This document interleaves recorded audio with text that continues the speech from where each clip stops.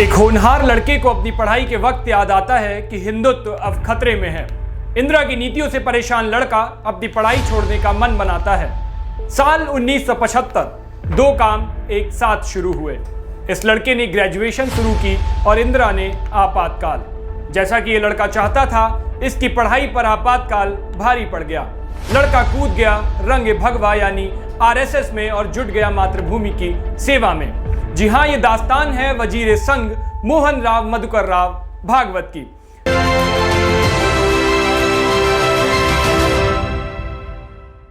नमस्कार, आप देख रहे हैं सनराइज न्यूज। आपके साथ मैं हूं उज्जवल मिश्रा। आज बात करेंगे हिंदू राष्ट्रवादी संगठन आरएसएस के सरसंघ चालक मोहन भागवत की। महाराष्ट्र के एक छोटे से गांव में जन्मे मोहन भागवत दुनिया के सबसे बड़े संगठन कहे जाने वाले आरएसएस के प्रमुख हैं। आरएसएस प्रमुख होने के नाते मोहन भागवत की गिनती आज देश के सबसे ताकतवर लोगों में शुमार होती है। मोहन भागवत अक्सर अपने बयानों को लेकर के भी सुर्खियों में रहते हैं। मोहन भागवत का जन्म 11 सितंबर 1950 को महाराष्ट्र के चंद्रपुर में हुआ था। पूरा नाम मोहन राव मधुकर राव भागवत है। पिता मधुकर राव भागवत और माता मालतीबाई हैं। मधुकर राव भागवत और मालतीबाई के 3 बेटे और 1 बेटी हुई, जो अपनी पीढ़ी में सबसे बड़े मोहन भागवत हैं। मोहन भागवत ने चंद्रपुर के लोकमान्य तिलक विद्यालय से अपनी स्कूली शिक्षा पूरी करने के बाद चंद्रपुर के जनता कॉलेज से बीएससी की डिग्री हासिल की। बाद में पंजाब राव कृषि विद्यापीठ अकोला से पशु चिकित्सा और पशुपालन में ग्रेजुएशन की डिग्री हासिल की। मोहन भागवत का संघ से रिश्ता 3 पीढ़ी पुराना बताया जाता है। इनके दादा नारायण भागवत और पिता मधुकर भागवत दोनों ही सालों पहले से संघ से जुड़े हुए थे।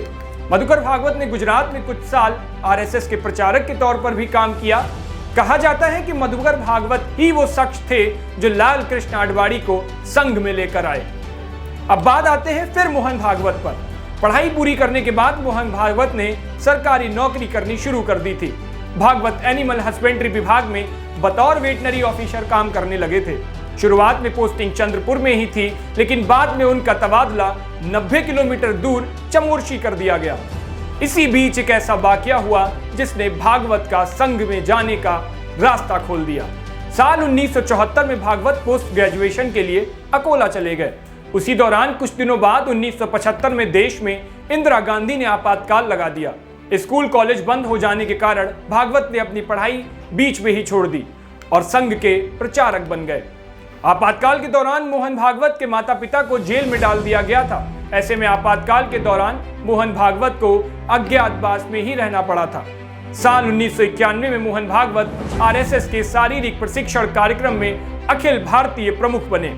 साल 1999 तक वे इसी पद पर रहे थे और यही वो साल था जब मोहन भागवत को पूरे देश के संघ प्रचारकों का प्रमुख बना दिया गया था।